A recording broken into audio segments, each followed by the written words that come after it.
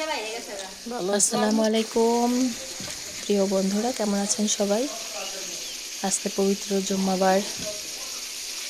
জুম্মা মোবারক সবাইকে। আজকে আমরা মজার একটা জিনিস রান্না করব, মানে কাঠের চুলায় রান্না করে খাবো। কাঠের চুলায় রান্না নাকি অনেক সুস্বাদু হয়, এই জন্য আজকে আমরা আমি তো আসছি আমার বোনের বাসায়। বোনকে বললাম যে বোন, কাঠের চুলায় রান্না করে খাওয়া। তো আমার বোন ভাত রান্না করছে, সবজি করেছে, এখন তরকারি রান্না করতেছে। তো আমরা আজকে সবাই মিলে কাঠের চুলায় রান্নাটা খেয়ে দেখবো কেমন হয়। আজকে তো শুক্রবার, পবিত্র জুম্মার দিন। প্রিয় বন্ধুরা, মহান আল্লাহ পাক বলেছেন এই জুম্মার দিনে আমাদের নবীজির উপরে বেশি বেশি দুরূদ পড়বেন সবাই। আমরা যেন নবীজির উপরে বেশি করে দুরূদ শরীফ পড়ি, এতে আমাদের অনেক সওয়াব হবে। আল্লাহ তাকে অনেক বেশি ভালোবাসবে যে তার নবীর উপরে বেশি বেশি দুরূদ শরীফ পাঠ করে। তো আর এই শুক্রবারে প্রতি শুক্রবারে আপনারা সূরা কাহাফ তেলাওয়াত করবেন। সূরা কাহাফের অনেক ফজিলত প্রিয় বন্ধুরা। আমি পড়ি মাঝে মধ্যে, হয়তো এই যে বেড়াতে আসছি আজকে পড়া হলো না। এই বেড়াতে যাওয়ার সময় আমার আর কি পড়াটা হয় না। আর বাসায় থাকলে আমি শুক্রবারে সবসময় সূরা কাহাফ তেলাওয়াত করি। আপনারা দোয়া করবেন আমার জন্য। আর চুলার রান্নাটা কেমন হচ্ছে একটু দেখতে থাকি আমরা।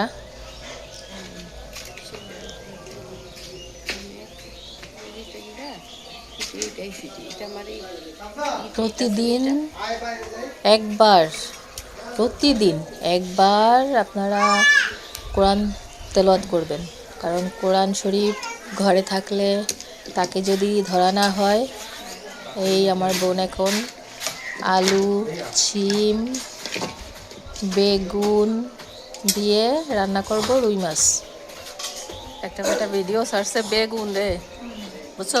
বেগুন তো তলে যায় না, চামচের গুতায় কয় কি কেমন লজ্জা রান্নাটা জানি না, এত গুতান গুতাই তুই নিচে যাস। আশা করি অনেক ভালো হবে। আমার বোনের হাতের রান্না অনেক মজা। পায়ে ধরছি বেগুন, এমনিতেও গ্যাসে রান্না করলেও সেটাও অনেক মজা হয়। এই জন্য তো আজকে আমি বললাম যে বোন, আমার ছোট বোন, আমি একটু মাটির চুলায় রান্না খাবো। এই জন্য ছেলে মেয়ে ভাগনা, এই দেখেন এক অপূর্ব আমাদের বোনের বিড়াল ছানা, কেমন দেখতে। আমাদের নবীজি কিন্তু অনেক ভালোবাসতো বিড়ালকে, এটা মনে রাখবেন। বিড়ালকে কখনো লাথি মারবেন না, তার গায়ে যেন পা না লাগে কখনো। অনেক আদর করবেন, ভালোবাসবেন। আমার একটু ঠান্ডা লেগেছে, প্রিয় বন্ধুরা আমার জন্য দোয়া করবেন। আমার একটু ঠান্ডা লেগেছে, আমি হয়তো বা কালকে বাসায় চলে যাব। এই জন্য আজকে আমাকে অনেক কিছু রান্না করে খাওয়াচ্ছে বোন। তো যে কথা বলতেছিলাম, কোরআন তেলাওয়াত করবেন প্রতিদিন, হয় এক লাইন, না হয় এক পৃষ্ঠা। আর যদি কাজের অনেক চাপ থাকে, তারপরেও কোরআন শরীফটাকে হাতে নিয়ে বুকে জড়িয়ে ধরে চুমো খেয়ে নেবেন। কারণ আমরা তো খিদা লাগলে খানা খাই। হ্যাঁ, খিদা লাগলে আমরা খানা খেতে পারি, কিন্তু আমাদের কোরআন শরীফেরও একটা খানা আছে, সেটা হচ্ছে তাকে স্পর্শ করা, তাকে তেলাওয়াত করা, তাকে ধরা। কেমন হচ্ছে তরকারিটা বন্ধু?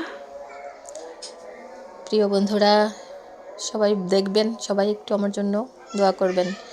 তো কোরআন তেলাওয়াত প্রতিদিন না করলে সেখানে কোরআন শরীফও কিন্তু আল্লাহর কাছে ফরিয়াদ জানায়, আল্লাহ পাক এই ঘর থেকে আপনি আমাকে তুলে নেন। কারণ ঘরওয়ালা যদি কোরআন তেলাওয়াত না করে, যে ঘরে কোরআন শরীফ থাকে সেখানে যদি তারা প্রতিদিন তাকে না স্পর্শ করে, না পড়ে, সেক্ষেত্রে সেই সংসারে অনেক বালা মুসিবত হতে পারে, দেখা দিতে পারে। এটাই স্বাভাবিক, এটাই কথা। আল্লাহ পাক কোরআন তেলাওয়াত করতে বলছে, আমাদের সৃষ্টি করেছে আল্লাহ পাক তার ইবাদতের জন্য, কিন্তু আসলে আমরা সেটা করি না। আমরা আমাদের দুনিয়ার চিন্তায় বাড়ি করব, গাড়ি করব, এই করব, সেই করব, এটা নিয়েই আসলে আমরা মেতে থাকি, কিন্তু মহান আল্লাহ পাক আমাদের সৃষ্টি করছে তার ইবাদতের জন্য। তার কথা আমরা একটুও ভাবি না, কিন্তু এটা আমাদের ভাবতে হবে বন্ধুরা। সকল কাজের মাঝে আল্লাহর কাজ আগে করতে হবে, তারপরে দুনিয়াবি খেতেও হবে, এজন্য আগে তার কাজ করতে হবে, তারপরে আমরা খানা দানা করার জন্য যা কিছু করার লাগে করতে হবে।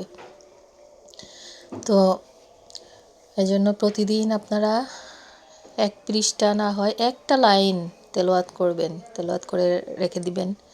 তাতেও সংসারে অনেক উন্নতি হবে, অনেক আয় হবে, ভালো হবে। কেমন হচ্ছে বন্ধুরা দেখেন তো তরকারিটা,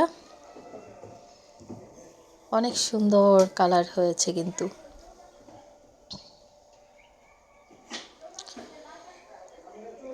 আর কোনো মানে আপনারা কেউ কখনো বিড়ালকে অবহেলা করবেন না। বিড়াল অনেক উপকারী জিনিস, অনেক উপকারী প্রাণী। যে ঘরে বিড়াল থাকে, আমি এটা পড়েছি যে যে ঘরে বিড়াল থাকে সে ঘরে নাকি খারাপ কোনো আত্মা, জিন এগুলো ঢুকতে পারে না। আসলেও বিড়ালের চোখে পড়ে যায়, বিড়াল সেটা টের পেয়ে যায়। কষানো হয়ে গেছে তরকারি, এখন দিয়ে দিচ্ছে ঝোলের পানিটা। ঝোলের পানি দিতে হবে সুন্দর করে, যেন যতটুকু বাকি আছে তরকারিটা হওয়ার জন্য অতটুকু যেন এই ঝোলের পানিটার ভিতরে হয়ে যায়, ঝোলটাও স্বাভাবিকভাবে থেকে যায়। প্রিয় বন্ধুরা, দুপুরের খাওয়া দাওয়া হয়েছে সবার? অবশ্যই হয়ে গেছে, আমরাও খেয়ে নিব। আর তারপরে হচ্ছে বিড়ালের কথা বলতেছিলাম যে আমাদের নবীজি কিন্তু বিড়ালকে অনেক ভালোবাসতো, তার মাথায় হাত বুলিয়েছিলেন। বিড়ালের জুটা খাবার কিন্তু খাওয়া যায়, এটা কি জানেন আপনারা? কুকুর হচ্ছে নাপাক, বিড়াল কিন্তু পাক। এবং বিড়াল আমাদের মা আয়েশা রাদিয়াল্লাহু তাআলা আনহু একদিন নামাজ পড়তেছিলেন, তো এক প্রতিবেশী এসে এক বাটি তরকারি নিয়ে আসছে, এটা আমি হাদিসে পড়ছি। তরকারি এনে দেখে যে মা আয়েশা রাদিয়াল্লাহু তাআলা আনহু নামাজে, তখন সে কী করছে, নামাজের পাশে রেখে দিছে, রেখে বলে গেছে, আম্মা তরকারি রেখে গেলাম, খেয়ে নিয়েন। তো তরকারিটা আসলে ঢাকনা ছিল না, তো ছোট বিড়াল ছিল ঘরে, বিড়াল এসে পাশ দিয়ে মাছের সাইড দিয়ে খেয়েছে। তো মা আয়েশা রাদিয়াল্লাহু তাআলা আনহু নামাজ শেষ করে দেখছে যে হ্যাঁ বিড়াল খাচ্ছে, তখন সে কী করছে, ওই সাইড থেকে একটু বিড়ালকে দিয়ে বাকি তরকারিটা সে খেয়ে ফেলছে। এজন্য বিড়ালের জুটা খাবার খেলে কোনো ক্ষতি নেই। এই আমার বোন এখন মাছ দিয়ে দিচ্ছে, রুই মাছ। তরকারিটা কেমন হচ্ছে বন্ধুরা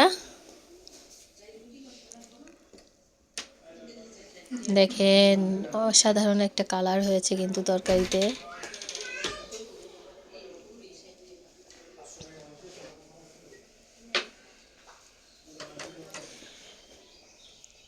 তো মা আয়েশা রাদিয়াল্লাহু তাআলা আনহু তরকারিটা খেয়ে নিয়েছে, তো তারা যদি খেতে পারে আমরা কেন খেতে পারবো না? এজন্য বিড়ালকে আদর করবেন, ভালোবাসবেন। বিড়াল কিন্তু অনেক মানে একটা লক্ষ্মী প্রাণী, সে ঘরে থাকলে আমাদের অনেক উপকার। তরকারি একটু তুলে নেওয়া হলো কেন জানেন? আমাদের বৌমা ধনেপাতা খায় না, বৌমার জন্য আলাদা করে ধনেপাতা ছাড়া তরকারিটা ওঠানো হলো। এখন আমরা ধনেপাতা দিব তরকারিতে।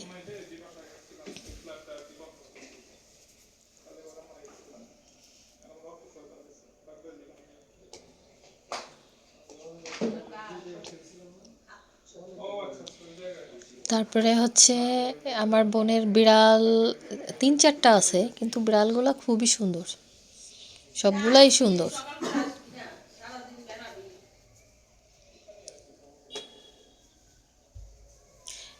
এখন আমার বোন এখন দিয়ে দিবে ধনেপাতা।